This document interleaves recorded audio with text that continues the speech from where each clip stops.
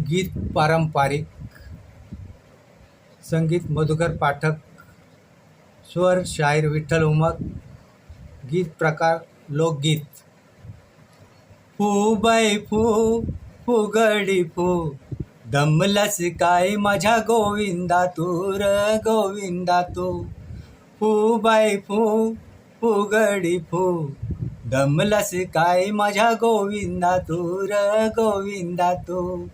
फू बाई फू, फुगडी फू, दमलस काय माझ्या गोविंदा तू र गोविंदा तू.